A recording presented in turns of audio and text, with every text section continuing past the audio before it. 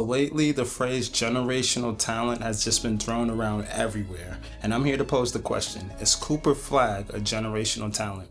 Let's talk about it. So in last year's draft, the number one player was Victor Wembanyama, who was also considered a generational talent. And when you look at his physical size, 7'2", 7'3", possibly, his ability to shoot from long range, his ability to affect the game defensively when it comes to blocks, I mean, that guy's a sophomore in the NBA and he's quite possibly already the number one defensive player in the NBA. Then it comes to this year's draft. It is widely believed that Cooper Flagg will be the number one pick in the draft. It is also widely believed that he is indeed a generational talent.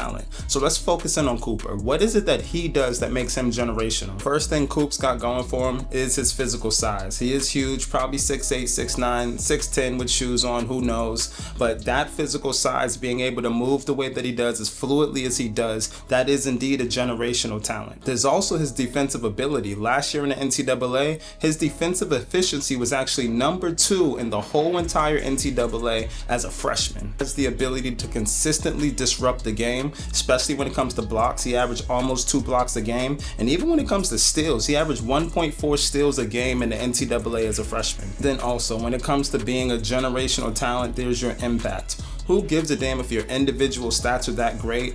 When you show up and play basketball, do the things that you do on the court lead to winning? And when it came to him playing for Duke as a freshman, they did indeed. Not only did he lead his team to the Final Four, he also was the National Player of the Year as a freshman. Generally, they say a generation is about 20 to 25 years. So in the last 20 to 25 years, when it comes to impact in the NCAA as a freshman, I can only point to 3 or 4 players who have had as much impact as Cooper Flagg has. Those players are probably going to be Kevin Durant, Anthony Davis, Derrick Rose, and last but not least, the national champion from Syracuse, Carmelo Anthony. But outside of all of those accolades, there are also going to be people that absolutely hate on Cooper. Sure, he does all of these things to contribute to winning, but he does nothing individually great. But in the end, if I were to give you my absolute truth, I'd have to tell you, I do indeed believe Cooper Flagg is a generational talent. He's got an elite motor, he's a great secondary defender, he impacts winning at a very high level, and he's also showed a propensity to play the game